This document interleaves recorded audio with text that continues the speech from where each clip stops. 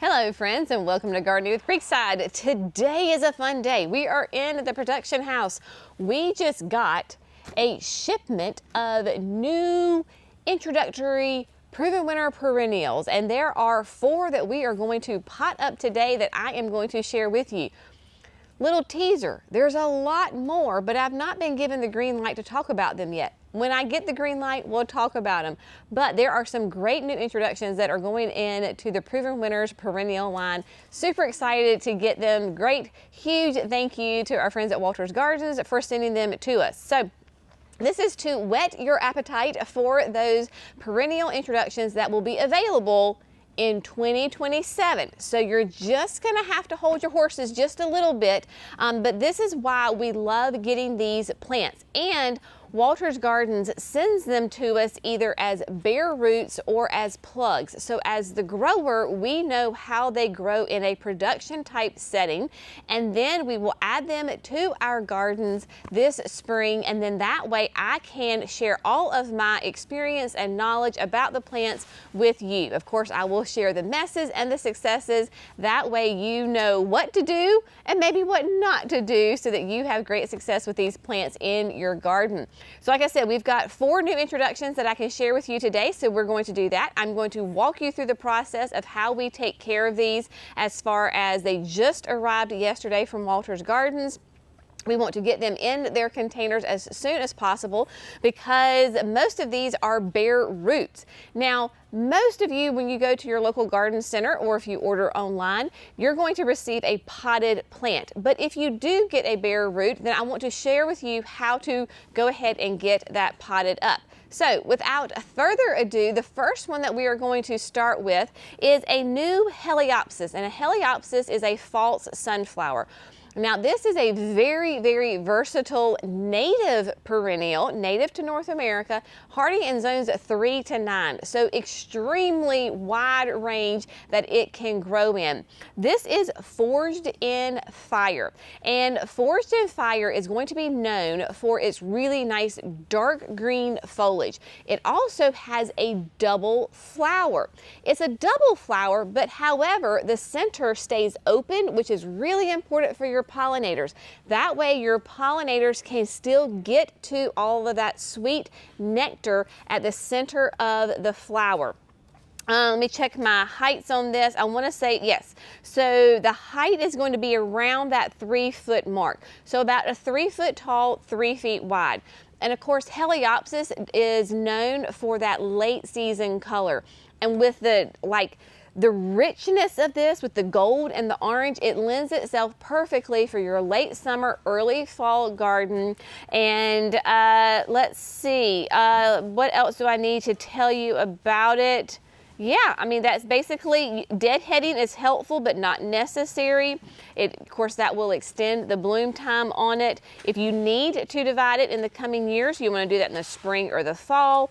Best in average soil. Maybe you pair this with your fountain grasses, your coneflowers like your echinacea, some phlox, some sedums. So think more on the drier side for your Helopsis. Now, let me share with you what it looks like, and they are so kind because they send us 5. So we have 5 of each variety that we get to kind of play with. So let me show you what this looks like up close. All right, I think we can get a good view on that. So they are nice and clean. You can see where we've got new growth coming in here. This is where the growth is going to happen right there. But look at those big, beautiful roots. That is right, my friends. These are so healthy and so vigorous. So what I'm going to do is, because these are so big, these are going to go into 1-gallon containers, and I am going to put the soil just above where I see the little sprouts. So I'm actually going to have these 2 stems, this stem right here.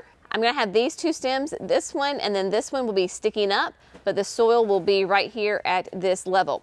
Obviously, once you get them planted, you're going to want to get them nice and watered in. All right, so let's get these planted.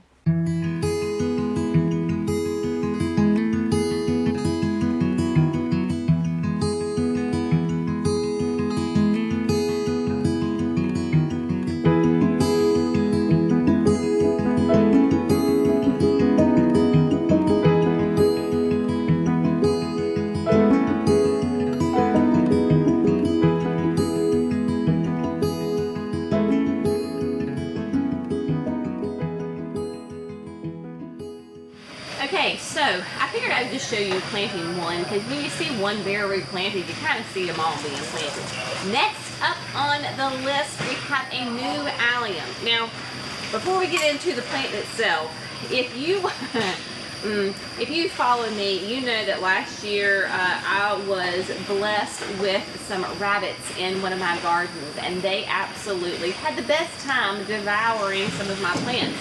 Alliums, however, they did not touch, because alliums, of course, are part of the onion family. And so when you crush or break the stems of the allium, it smells like onions. Now, only if you crush it and break it do they smell like onions. Don't fear, your garden is not going to have an onion smell whatsoever.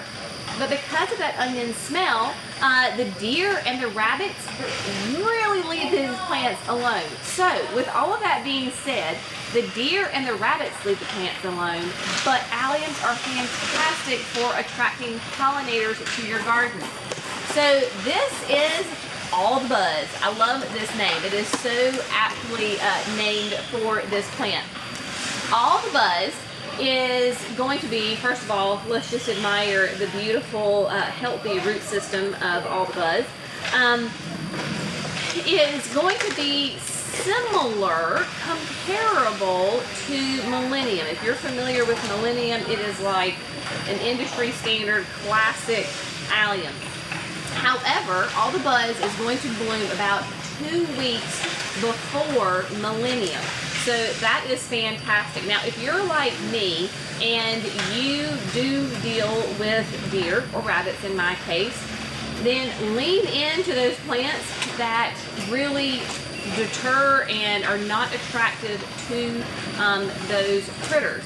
So I have multiple types of alliums. It's not just one, I have many. And so All the Buzz, of course, it bloomed earlier, and that's why I love having multiple types of alliums, because I have different heights, I have different shades, I have different bloom times. So I always have these beautiful plants flowering in the summer in my garden. So this is going to have extremely high amounts of flowers on it that your pollinators, especially like your bumblebees and your honeybees, absolutely adore this plant. They will cover it, especially the honeybees. It is going to have more of a richer kind of a purple color than Millennium does. And as far as your specs on it, hardy in zones 4 to 8, it is going to be about 14 to 18 inches tall with your blooms, and your spacing is about 16 to 20 inches. So you're going to have some good, spacing. Like they're going to spread out for you. So they're going to have a nice big clump. Depending on your growing zone, the warmer zones 7 and 8, even in the winter time, with extreme cold temperatures, you're going to lose a lot of your foliage, obviously, but you're still going to see a little bit of green. So with your alliums, they're not going to completely disappear in the winter like, say, a hosta would. So I personally love that, so that way I don't go in and try to put something right on top of it. So All the Buzz, I'm very excited about. Okay, I got 1 down, 4 to go. Let me pop these up, and we'll go on to the next one. All right, my friends, next up on the docket, we have got a new perennial salvia. This is Dark Sky Salvia. This is going to be part of the Living Large line of salvias. Now, we already have Big Sky, and now we have Dark Sky. Dark Sky gets its name because it is going to have the deepest, most purple indigo flowers of this series. The Living Large series is going to be one of the latest blooming of your perennial salvias, so that way it extends the bloom season, right? And so all your salvias don't bloom at one time. Just like our alliums bloom at different times, these salvias are going to bloom a little bit later. Now, they're very fast growers, and they are very floriferous, right? That is a hard word for me to say, floriferous. So they are going to be about 28 inches tall. I've got my little information right here. 28 inches tall, about 32 inches on the spread of it. And of course, your salvias do love full sun. All of these that we've talked about so far are full sun. I haven't mentioned that. And salvias do really well in those hard to kind of grow areas. So they're not fussy. They don't need a lot of attention, tons of water. Nope, they're good. And you are going to get lots of attraction from all of your pollinators. You're going to get your butterflies, your hummingbirds, very bee friendly. These are also going to be deer and rabbit resistant, so we love that. And let's see, you are drought tolerant, easy to grow, and they are gorgeous, of course, in your mass plantings. So if you are looking for a big impact from a very large, fast growing salvia, then the Living Large series is going to be for you. The Big Sky is available on the market now, and then Dark Sky will be coming your way next year. All right. Last but certainly not least for potting up the perennials today, we have got a new Spiderwort for you. Now, I personally love the last introduction, which was Webmaster, and I love the tongue-in-cheekiness of these names. So these are Spiderworts, right? And so you had Webmaster. Now we have got Web Designer. So Web Designer is going to have very compact foliage. It is going to have really rich, dark blue, if you want to call them purple, flowers that are massive. It has nice, thick, wide leaves that create a nice, lush, tidy mound in the garden. And then, like I said, has the biggest blooms that you will find on any spiderwort. These do not fade in the summer's heat. Like my Spiderwort Webmaster last year just performed magnificently well, and spiderworts will have a reputation of being kind of a bully in the garden, where they're very they love to spread. They like to take over the area that they're in. It does not happen with these this series of these spiderworts from Proven Winners, because like with Webmaster, I had it in multiple locations, extremely well behaved, but absolutely gorgeous in flowers. Let's see, all your specs on it. So you're going to get on Web Designer, you're going to get to be about 48 inches tall with your flowers, and it's going to spread to be, it says, y'all, 48 to 54 inches. Like, that's big, right? So it is, you're going to give it some room to groove here. Hardy in zones 4 to 9. It's going to do anything from full sun to full shade. Both of mine, the one at the house is definitely in full sun, the Webmaster. And then I've got one in the signature garden that does like half day. This one needs average water needs, consistent water needs. So this is definitely not one that likes it really dry. You're gonna have to give it that consistent water, or put it in an area that stays historically a little damp. It is blooms as far as early to midsummer. Of course, it attracts all the sweet butterflies and bees that we want to have in our garden. So there we go. So I am going to get Web Designer planted up, and just as a little FYI to kind of show you the difference in roots, I want you to look at this, how different this looks from those other roots that we were showing you. Very interesting, isn't it? Yes. So again, I'm going to plant it so that the top is just covered. All right, here we go. All right, friends, so we got the 4 different varieties of brand new Proven Winner perennials that will be coming out onto the market in 2027. Just a little sneak peek. There's more boxes, my friends. Yes, there's more plants coming. Again, I will share those with you once I get the green light to go. So now what we do with these pots is we water them in, of course, and then we just sit and wait.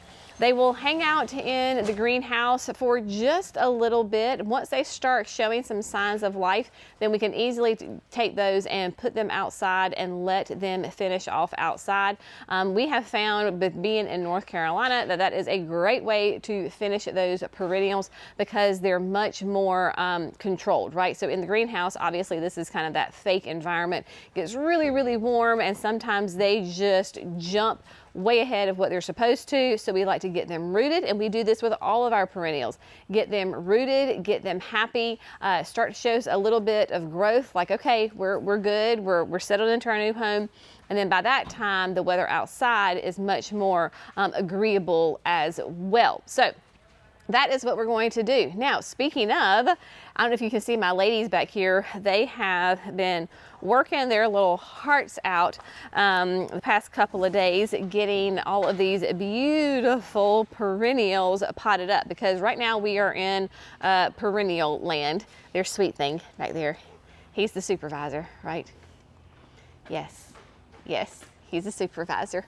And so right now we are in perennial territory. The first round of Proven Winner annuals, they arrive tomorrow. So we will bring you along for that ride. But today we're talking about perennials, and look how much progress they have made since we did our last video. So they have, I would say, doubled what we had originally, which was 2,400 quarts potted up. And then this is still what's to go, right, in this order. So we got, these arrived yesterday from Walters along with those trials that we just talked about. So these are all going into containers. So that's what they're working on right now. All of these, of course, are those plugs, right? Oh, you're good. So those are the plugs. What they're working on right now is everybody's favorite, the bare roots, because the reason that we don't like bare roots, as far as like from this personal side, is because they're so tedious and they take forever to plant. However, as a gardener, I love plants that are bare root because they like grow so stinking fast. I mean, it is like, and you get the healthiest, happiest plant. Walters Gardens, I say, does like a top job with their bare roots. I mean, obviously there are other plants too, but their bare roots, man, they are gorgeous.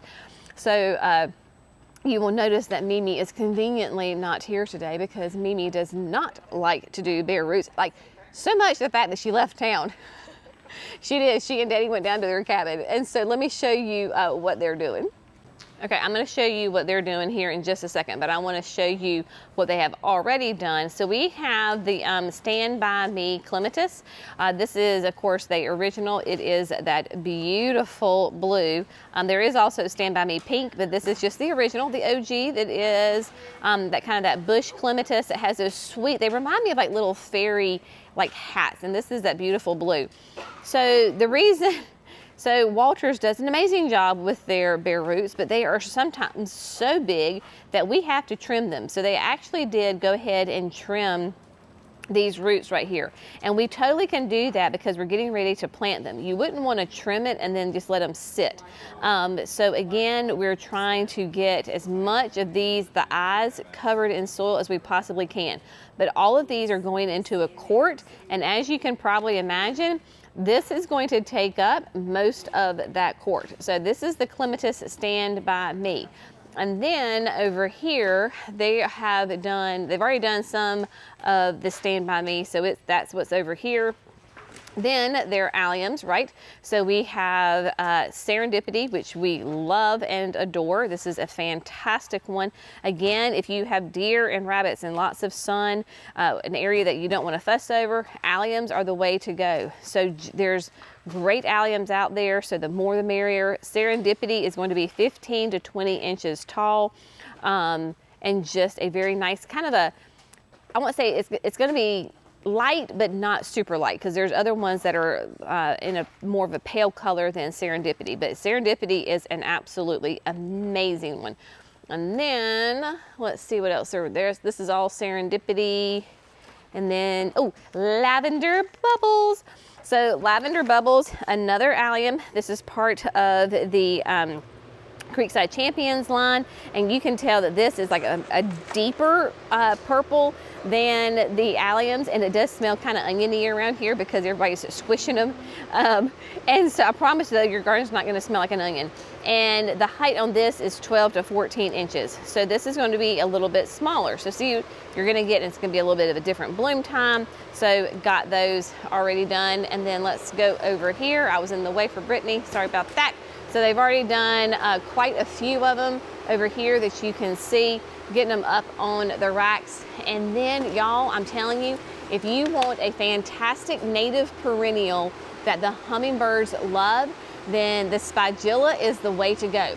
So we have got apple slices was the first one that came and was introduced into the Proven Winners line. Nice, rich red to this. I mean, y'all, so much that people love this plant when they see it in bloom, because we have it planted at the nursery. People literally asked if they could buy the ones that were in the ground and that they would dig them up. They did not care. They love them this much. It was crazy. Of course, I said no. And then, but the Spigilla, you will find these growing wild and native is in, I know for us, around in the mountains, right? So we've had folks that are like, oh my gosh, I've seen that in the mountains when I've gone for hikes. This is, Spigillas are going to be hardy in zones 5B to 9. It's gonna be about 22 inches tall, beautiful red flowers with the kind of those yellow spikes to them that the hummingbirds go nuts over. So you got apple slices, and then up here at the top, if I can reach up there, we've got orange slices. So orange slices obviously is going to have a bit more of that orange tinge to it than the apple slices. They are both just absolutely fantastic and lovely plants. All right, let's go see what else they've already potted up. They have been busy little bees over here. I know they started the morning doing echinacea. Y'all, look at all of these gorgeous echinacea from Proven Winners. Echinaceas, just like everybody else, has tons of options. So if you want red, then there is color-coded Frankly Scarlet. There is Knockem Red. I want to say that's the new one because I'm not familiar with that one. Then you've got Coral Cranberry, which is a beautiful double. We have got Everything's Rosy. I want to say that one's new as well. And then the Fuchsia is Bright. I love the Fuchsia is Bright. This is a fantastic echinacea. And then of course the Butter Pecan. Butter Pecan is that double coated series as well. Nice soft yellow. People go nuts over this thing. It always sells out big time. And then as far as the Creekside Champions, we have got the Sombrero, you have got the Lemon Yellow, and you have got Salsa Red. These are great ones. That is why we added them to the Creekside Champion line. We've got Raspberry Beret. That too is part of the double coated. It is a double bloom. Another one that sells out instantly. One in a melon. Massive, huge cantaloupe colored blooms on this guy. Summer Song Firefinch. This is a fun one because it will have variegation of the blooms on it. So you will get some reds, you will get some oranges, you will get some pinks, you get it all. So echinacea, oh my goodness, tons of it. So of course your echinacea, it loves the sun, right? And then this is, y'all, this is the thing I say, and I know I say it over and over again, but I really want you to like grasp onto this concept. Each of our gardens completely different. Even if you're next door neighbors with one another, your gardens can be vastly different. For example, my garden versus my mama's garden. We live about probably, I don't know, at the like 300 yards away from each other, right? So our climate is the same, but our gardens are so different. Most of mine is hot, full sun, but I have irrigation, so I can supplement with irrigation. Mama is underneath pine trees, and no irrigation, so she is dry shade. So what thrives in her garden can struggle in mine, and vice versa, because our conditions as far as the gardens are so different. So you've got to play around with your plants, and you've got to figure out what are your conditions. Do you have a lot of sun? Do you have a lot of shade? Do you get morning sun, afternoon sun? Like, what is it, right? And then try to find those plants that work in those areas. And that's why these videos are so good, because I'm trying to give you information so that you can make the best decision for your garden. Mama is not going to be a lot of echinacea. She's not, because she doesn't have a lot of full sun. But what she is going to do is like the Fatsia and the Pulmonaria and the Eucharas, right? So those more shade, drought tolerant plants. And so when you find those plants that work in your garden or a certain part of your garden, lean into that, right? Eucharas, there's thousands of different types of eucharas. We've talked about already this morning, like alliums. There's so many different kinds of alliums. So there's nothing wrong with having a garden that is, maybe you only have 5 different cultivars or 10 different like species of plants, right? Maybe you have a lot of alliums, and maybe you have a lot of echinacea, maybe you have a lot of baptisia. Whatever it is that thrives in your garden, go for it. And then just make those decisions of, do we have different colors? Do we have different heights? Do we have different bloom times? Because there's a wide range for all of those things. That's why when I say about hostas, I'm like, one can never have too many hostas because there's so many different kinds. So just really lean into what works for your garden. Example, mama, dry shade, hellebores, pulmonaria, euchera, carex grasses, I am leaving out a bunch, the fatsia, like those kinds of things, and the drought tolerant ferns. Gorgeous, absolutely stunning color. Hostas in pots, right? So there you go.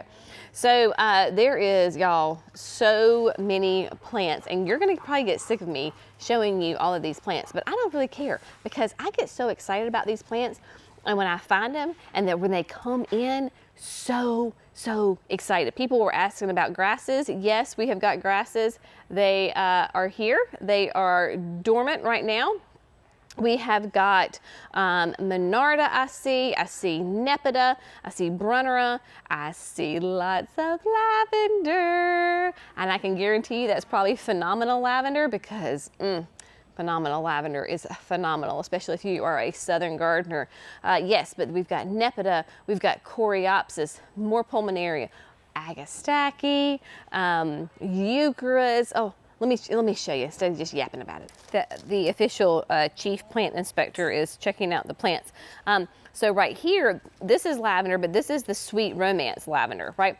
So this does great if you have a more cool, dry, less humid climate in your, you know, like those are really well, okay?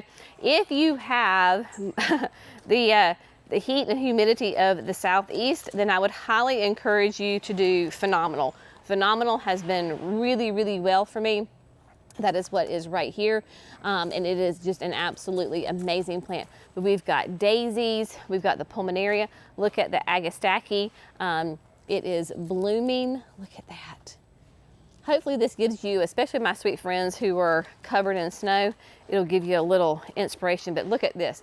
So you've got the Nepeta. This is the Lemon Perfection, next to Silver Gumdrop, next to Peachberry Ice, and then you've got the Wild Berry. Like, look at that. Now, you couldn't really grow those together because Nepeta does love the more sun, and in the south, the Euchera is like more of a shade. But it's gorgeous. So we've got a lot of planting ahead of us. Again, I hope this is kind of like inspired you, whet your appetite, get you hungry for spring. I don't think I have to convince too many gardeners to be hungry for spring. I think we're already there, but maybe this will tide you over and give you some ideas. All of these are available on the website, minus the new introductions, of course. Those will come later on. But all of these that I showed you, whether they're waiting to be potted up or already potted up, they are ready to go, and we will ship them to you in the spring based on your growing, your growing zone. So like your last frost date, right? So if you're in Maine, I am not sending you plants right now. We are not shipping any live plants right now. We're waiting until those last frost dates. We'll obviously start with the warmest growing zones, and then we will work our way to the cooler growing zones. But tomorrow, Proven Winter Annuals, they come. We're so stinking excited. As always, if you have found this fun, informative, inspirational, we would love it if you would like and subscribe to Gardening with Creekside. Y'all have an amazing day. I will see you in the next video. Bye, friends.